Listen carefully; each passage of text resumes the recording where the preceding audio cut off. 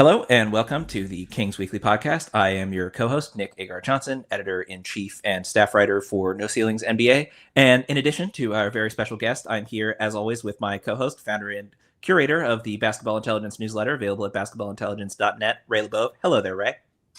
Hello, Nick. And yes, indeed, we do have a very special guest today.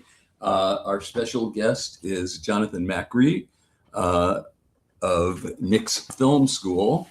Welcome, Jonathan, and thank you so much for joining us today. It's a special treat. Oh, it's a treat for me.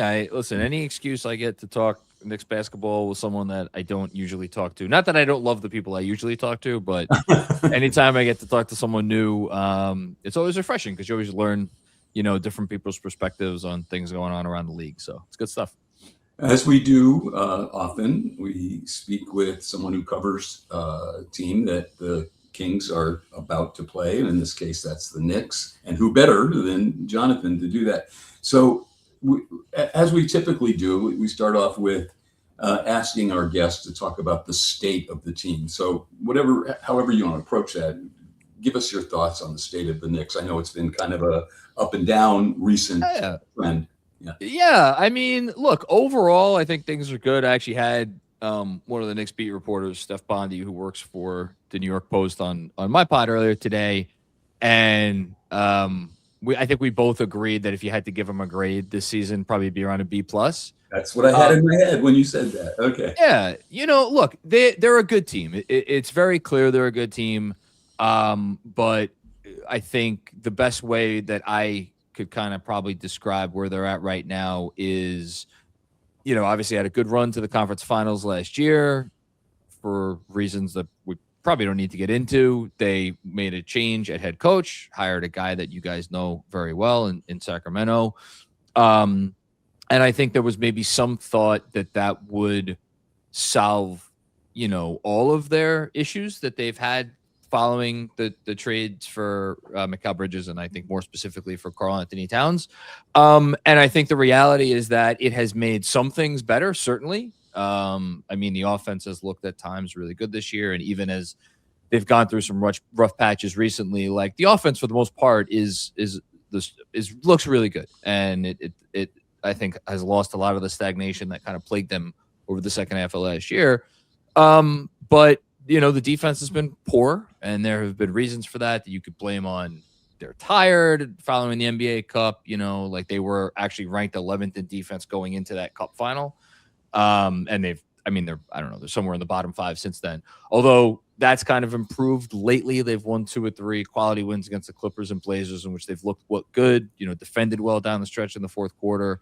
But I think they're kind of still trying to figure out certainly what a version of like a mediocre to, dare I say, decent Knicks defense looks like. And also on the other end, like Karl-Anthony Towns is for him having an underwhelming season.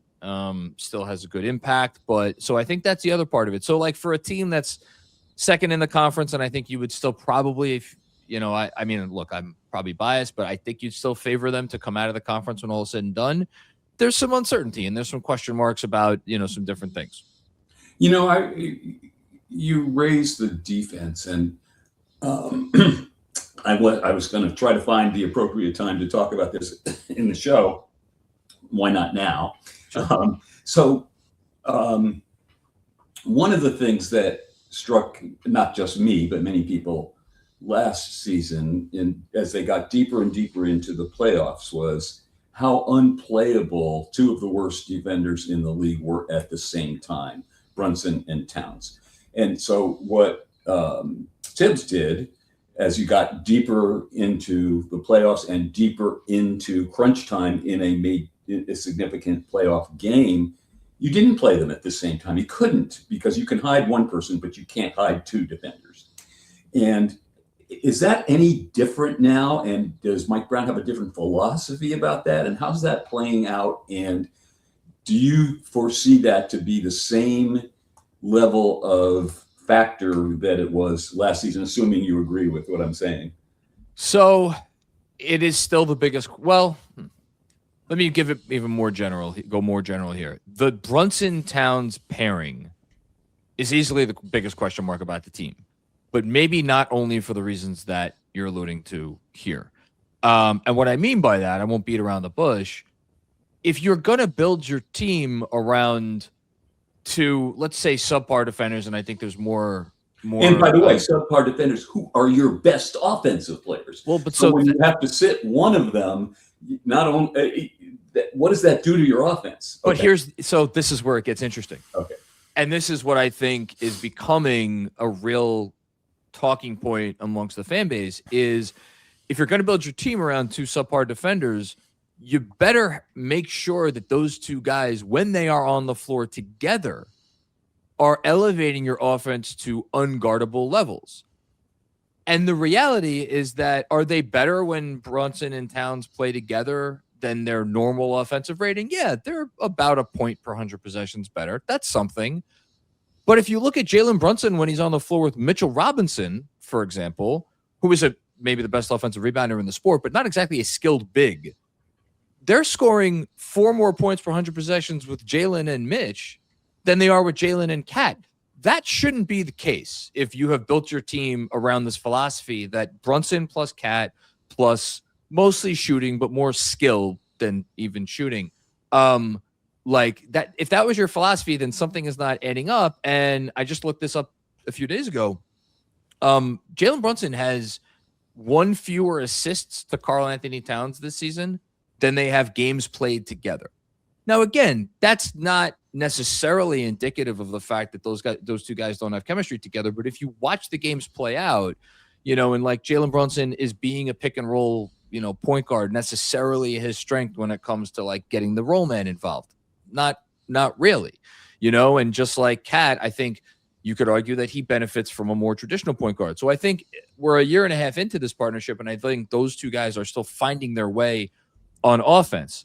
So I feel like it's important to contextualize that discussion because you talk about, well, do you have to sit one of these guys in order to make good on the defensive end? They did that the other night against Portland. It's partially how they won the game. Now that lineup had it rolling. Mitch really had it going, and it worked. Cat sat for the last 9 minutes. That's the first time Mike Brown has done that this year. And maybe there was, I think, 1 time last year, maybe 2 when Tibbs did the same thing, but that was not something that Tom Thibodeau ever did. So, it begs the question of like, all right, well, how much are you really dropping off if you only play one of these guys? Because that's the other part of it is Karl-Anthony Towns without Jalen Brunson this year. Those lineups have been outstanding. Now the offensive numbers go down a little bit, but the defense gets much, much better. And you have this very fascinating situation where, you look at Brunson and he, according to the advanced stats, the on-off numbers, he's been by far the more detrimental defensive player. But if you're talking about last 5 minutes of a close game, which one of those two do you need to have on the floor? Obviously, the answer is Jalen Brunson. Right. So, I could sit here and talk about just this topic for you guys for like the next hour. It is the main thing that the Knicks need to figure out, and just the ultimate conundrum. It is, and just to answer your question about like how they've differed from last season. Tom Thibodeau had a very conservative scheme, just play cat and drop, and you would hedge or not even hedge recovery. You would Brunson would not switch on to bigger players. Very rarely, occasionally we saw him switch on to Jaylen Brown during a couple of the regular season Celtics games. But when they got into the playoffs against Boston, they switched everything. And I think it threw Boston off their axis just enough for them to win that series. Indiana, there was no answer for that offense, and they had their way. So I don't think anybody knew quite what to expect coming into the season. What Brown has essentially done is a much more aggressive scheme in the specific sense of having your guys guarding the three-point line help very liberally.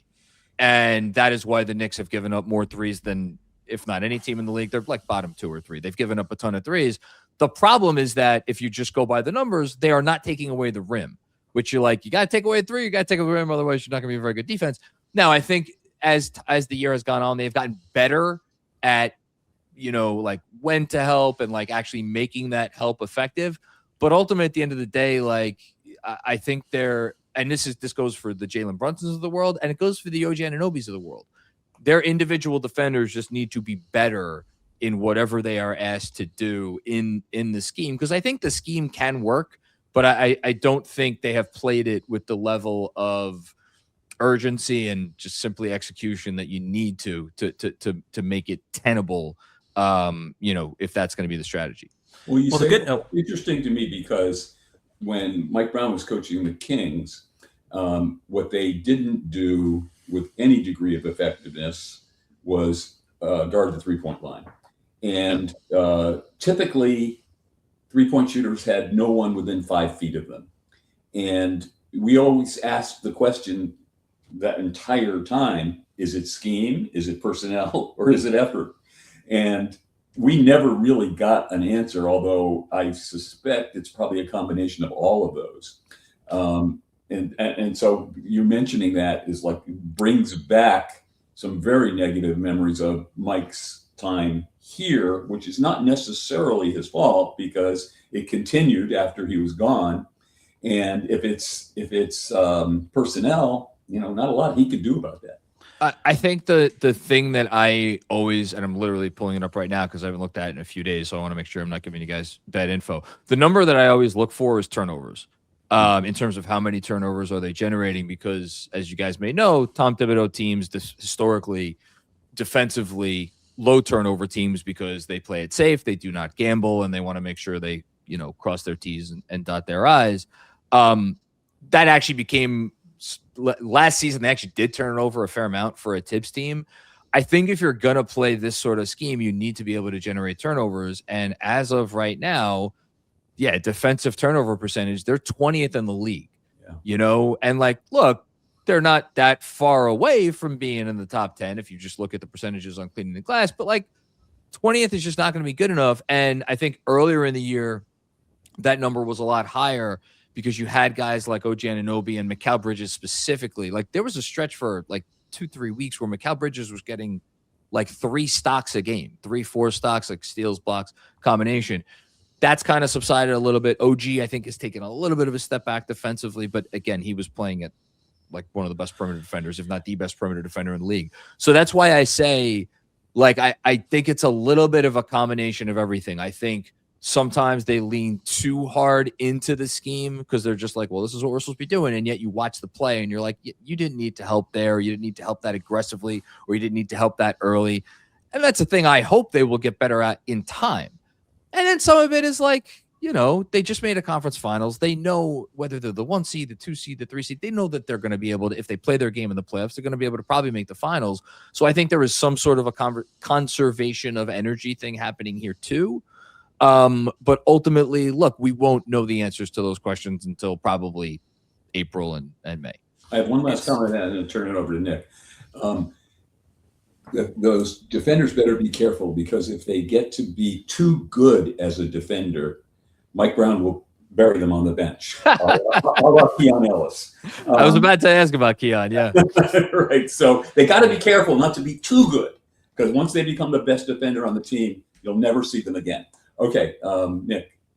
Yeah, well, I do want to bring up a few of the points that you talked about just in terms of sort of semi-matchup stuff, but it is interesting that you talk about the turnover stuff, because that is the one thing that the Kings do well offensively is they're 9th in the league in terms of fewest turnovers. And part of that is because they have quite a few guys who will dribble the air out of the ball before, take an 18-footer. But at least that is the one plus side, is that they're not turning the ball over. The flip side to something I'm quite curious about is the Kings have the 2nd worst 2-point percentage in the league, and defensively they allow the highest field goal percentage in the league. So, in terms of what you were talking about in terms of, some of the defensive stuff for the Knicks, that's certainly, they might not be able to turn the ball over as much as they would like, but certainly in terms of dominating the paint matchup, Dylan Cardwell's recent emergence aside, that is clearly the biggest weak spot for the Kings, whether or not Domantas Sabonis is playing. Yeah, so I mean, if we're talking about how the Knicks offense is going to do against the Kings defense, essentially, probably pretty well. I think we can agree, probably pretty well. Well, look, here's the thing I'll say. It's an interesting conversation, and I was having it actually with my colleague Jeremy Cohen last night. If we're talking about what's the best matchup for the Knicks? Going against an elite offense that doesn't have a great defense, because again, Knicks defense can't really has not held up exactly well this year, or going up against like a mediocre offense that has a really good defense. And I think the answer, at least right now, is they are better served playing against really good offenses that have mediocre to bad defenses, because unless you have top 5, top 10 level defense, a defense that gets really physical. That's the thing that has given the Knicks issues this year, is physicality. And the Pistons did it most recently in a game that the Knicks just frankly did not show up for. A couple other teams have done it pretty well. I thought the Hawks have done a pretty good job. I'm sure I'm forgetting a team or two. I mean, they haven't played OKC yet. But there's been other the Magic. The Magic gave them all sorts of issues right up until their up semifinal game where the Knicks just kind of overpowered them. But like, so that physicality has given them issues. Now I think they will be able to overcome that eventually. Right now it's an issue. And that does not strike me as what the Kings defense is, overly physical. So I would expect the Knicks to put up a lot of points. And the thing about their defense is, like, whether they're trying to defend a great offense or whether they're trying to defend a mediocre or even a bad one, their defense can rise and fall almost regardless of who they are playing. You know, it is really defensively about them. And obviously, if you're playing a team that's going to knock down a ton of threes and the Knicks give up a lot of threes, well, that's not going to bode well for them. My understanding is the Kings don't take a ton of threes. They are dead last. Yeah. So, they passed the Rockets. Yep. They are dead last in three-point makes and three-point attempts. Well, I mean, I saw they hit like 65% against the Lakers. Yeah. And they're still dead last. They're still well, so again, I would think that the Knicks are going to be able to do pretty well with that, especially if you're a team that's going to take a lot of shots in the mid-range. You are at least opening up the possibility that your OG Anunobys and your Mikal Bridges and your Josh Harts of the world are going to be able to, whether it's deflections or steals or anything. And again, that is how the Knicks want to defend. They want to give those guys opportunities to make plays, certainly on the ball if you're going to try to challenge those guys, but more off the ball. Like, okay, you're going to attack a Jalen Brunson, you're going to attack a Karl-Anthony Towns. We're going to be ready for that, and but again, if teams are smart and continue moving the ball and generate open threes, like, that's how you beat the Knicks defense. I'm curious about the guard rotation, because that, I think, just other than Mike Brown at the top, obviously, seems like from the outside the biggest change from last season. And some of that is, due to Landry Shamet missing a lot of the year with injury, but certainly Tyler Kolek is someone whose role has inflated. Deuce McBride is someone who, has slowly been emerging over the last couple of years, but certainly seems like he's got less time on the ball this year than he's had in years past. I'm curious sort of what has that, obviously we've talked quite a bit about Jalen Brunson, but I'm curious sort of the shifts in the guard rotation outside of that, because there are a number of guys who were involved last year that aren't this year. And, on the flip side, the emergence of Kolek and some other guys is sort of taking over a lot of those rotational spots. Yeah, I mean, they had a nice thing going with their bench last year with Campaign he's a guy that's like, I know he's not even in the league right now. He was kind of an afterthought, but he was really important for them last year because in the non-Brunson minutes, he would come down. And I mean, he's a pest, he would get into guys defensively, but the more important thing is he really activated Towns. And offensively, they would play pretty fast. Towns would get a lot of trail threes. Campaign was a threat to pull up. So they, those backup units, again, people sleep on this. Campaign, I think, finished the year with like either the best or the second best on-off numbers of the team. And I think Towns played a lot of minutes with Campaign. So they let Campaign go. Okay, that's fine. They wanted to maybe give Kolek a shot, or more likely, they thought they were going to have Malcolm Brogdon on the team. Malcolm Brogdon, of course, decides to retire 2 weeks before the season starts. And they're like, oh, okay. And then from that point forward, Mike Brown has kind of been trying out some different things. Tyler Kolek has had a very up and down season. He had one of the most memorable games I could remember a Knick reserve having on Christmas. Literally won the game for them in the fourth quarter. It was awesome. He's had other games where he's been really good. But there are also games like he played what was it against? I think it was against Phoenix the other night, where like they couldn't get the ball up the court when Jalen Brunson was on the floor. Now, look, Josh Hart being still out for that game impacted that, but I think Kolek did not play in the last game. It's the first game he was not in the rotation since I think the middle of November. So I think the short answer to your question is they are still figuring out their guard rotation. And it really does come down to what are they going to do in the non-Brunson minutes. This is not relevant for this conversation because we're talking about a game that's happening tomorrow. But I think they're probably going to make a trade. And for the moment, it seems like Mike Brown wants to experiment with lineups that do not feature a traditional backup point guard, where it's a little bit of Deuce bringing up the ball. It's a little bit of Josh Hart bringing up the ball. It's a little bit of Jordan Clarkson bringing up the ball. A little bit of Mikal Bridges bringing up the ball. You have all these secondary ball handlers. Are any of them point guards? No. But if you combine enough of them, you could kind of get the job done. And then when Brunson's on the court, that's an interesting conversation too, because there's, you look at the numbers of Deuce and Brunson together this year, they're awesome. They were awesome last year. Even though the team struggles defensively. So still a work in progress, I would say. Yeah, it's interesting to me with McBride because, it's one of those things where he's a point guard defensively based purely on size. And then the question is, can he do enough point guard stuff? And certainly 2 years ago, it seemed like he was trending in that direction. It's very interesting to me that positionally he's been listed as shooting guard the last 2 seasons, which kind of speaks to what you were saying of you don't really trust him to bring the ball up that much. It's just, he doesn't really have the ball handling. He can run a pick and roll. He actually in this late game situation, was it against Portland or was it against Phoenix? I think it was against Phoenix, where he ran a nice pick and roll, but it ended in like a mid-ranger, 16-footer. Now McBride's really good at those, but that's not his forte either. He is what we call him here in New York. He's a small wing. He's not a point guard. He's a small wing.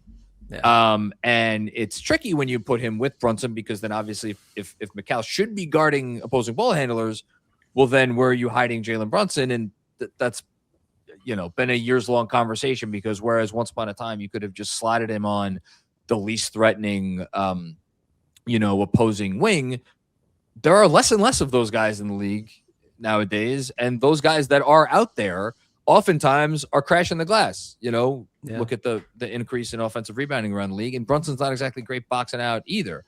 So there's really not a whole lot of great answers. What I will say regarding Deuce, to contrast him with Keon Ellis, Mike Brown, Josh Hart came back 2 nights ago, and I was like, oh, I wonder what is this going to mean for Deuce's minutes. Played 35 minutes off the bench. So Mike Brown clearly loves what Deuce McBride brings, and how could he not? The guy is a freaking pit bull and goes 100 miles an hour whenever he's on the court. But it's he's an interesting player, but he's a good player. You said, how could he not? And unfortunately, Ray and I are just sitting here thinking of, he did it with Keon, so it is possible, but we have believed that. Keon might be the ultimate, how could he not player in the league, right? Yeah, but in fairness, didn't Doug Christie kind of go through the same thing here with Keon? Started using him a little bit more right after he took over, and then he disappeared him. And then this year he's disappeared him mostly. And nobody really, the excuses that they come up with are, Mike Brown's main thing that he actually literally said was, this is at a time when Keon was the best defender on the team and was shooting 43% from three. Mm-hmm. I can't find the minutes. It's like, well, look harder. Right? That strikes me as one of those things that there's something maybe more going on, and clearly not at liberty. We did a show last year, which I will send to you, or Nick will send to you. Somebody will send. The 10 most prominent. I asked 10 people, ranging all the way from casual fans through coaching staff of other teams in the league, and every stop in between, to nominate their guess as to why Mike wasn't playing Keon. And we went through each of the 10, and Nick and I each ascribed percentage likelihood to each of them. And none of them made any sense. But We emerged more confused than we started. Yeah, we did, but we'll send that to you. I think you'll enjoy Please it. do. I mean, look, I joke because I was one of the lone Tom Thibodeau defenders right down to the end, and I would often joke when people get mad at Tibbs, is that 30 fan bases in the league do this. 30 fan bases in the league will have something that their coach does or does not do that will drive them absolutely crazy. With Tibbs, it's a few different things, but like his reluctance to play two guard-sized players together, just would not give in to Quickly and Brunson being a real thing. So it's funny you brought up Deuce. Here, the lineup with McBride, with Brunson, OG Anunoby, Mikal Bridges, and Karl-Anthony Towns, we refer to as the lineup, or some people refer to it as the lineup, because it is this holy grail thing that is out there. And the reason it is because we never saw it last year. It played 82 possessions all of last season. And it was because Tibbs just never wanted to play the two guards together because, he likes more size and the whole thing. So there's always something, but I would come, and I agree with that, but I would come back with when your best 3-point shooter is your best defender and they get no minutes, there's 100%. something going on. Right? Something's usually going on. Right. Yeah. So what's Mitch Robinson's health at the moment? So injury report will come out. Is it 5:00 today or is it later because it's a Pacific start time for the game? Whatever it is, Mitchell Robinson has not played in back-to-backs this season. So I would assume, I don't know this, I would assume that they will sit Mitch for this game. Okay. We don't know that. If he plays in the Kings game, they're going to sit him against the Warriors. The Kings have a rookie who arguably you could call Mitch Robinson light in Cardwell, who it would be if Mitch was playing his usual number of minutes and Cardwell was playing his recent number of minutes. That would have been very interesting to watch to me. It'll be interesting because you could argue that, no disrespect to you guys, I think the Warriors are a slightly better team than the Kings. Yeah, so you would argue, I think you would argue, all right, maybe you want to save Mitch for that matchup, but you could also argue that given how the Warriors play, that maybe that's not that it's not as good of a matchup, but there's a lot of movement and it's they play smaller sometimes.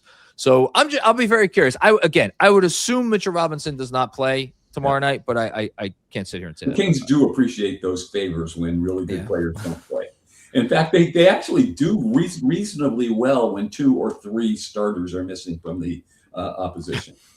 Well, everybody else, other than Landry Shamet, who's still working his way back from injury, should certainly be good to go. And look, I hope no offense is taken by this. Even if Mitchell Robinson doesn't play, the Knicks should be able to play their brand of ball. I'll say that against Sacramento, but you never know. The one thing the Knicks have yet to do this year is lose against a bottom 8 team in the league. They are 9-0 against those teams. In the Jalen Brunson era, they have done very well taking care of business against the teams they're supposed to take care of business against. But stranger things have happened. Yeah.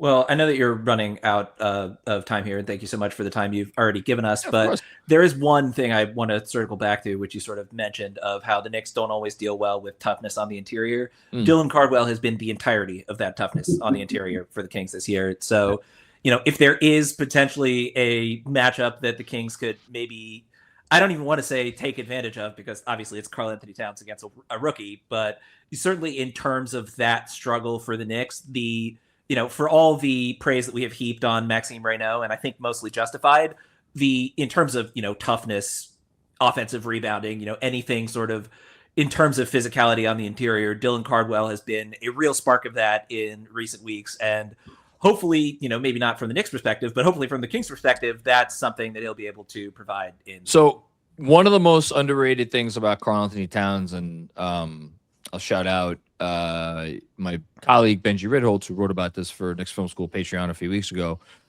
is his defensive rebounding. And you look at a lot of the defensive metrics and you're like, how is this guy that I know is not a good defender? Why is it saying these teams are constantly better with him on the floor?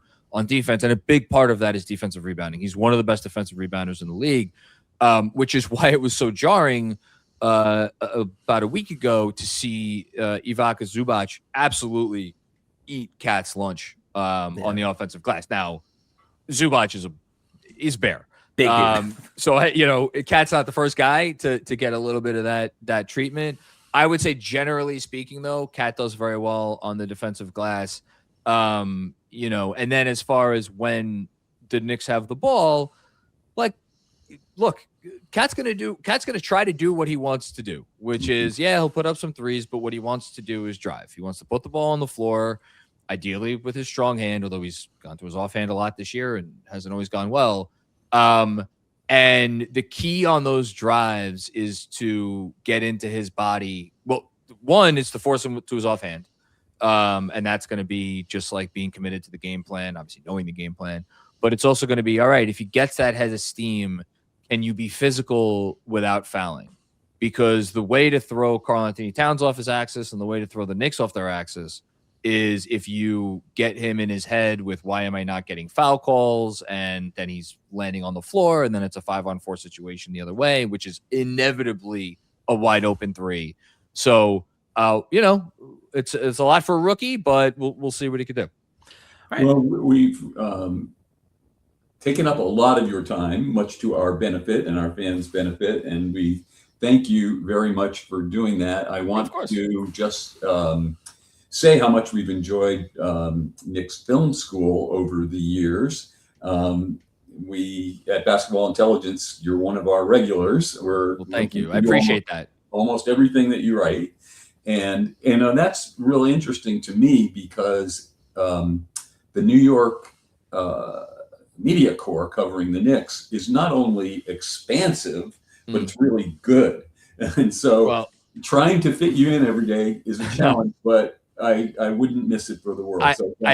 I appreciate that. I appreciate the kind words. I love writing the Knicks Film School newsletter. I wear a lot of hats here, but it is easily my favorite thing that I have the privilege of doing every day. And I would sit here and talk to you guys for another half hour about this matchup and these teams, but I got to go grab my daughter from the bus. So I'm going to go. Yeah.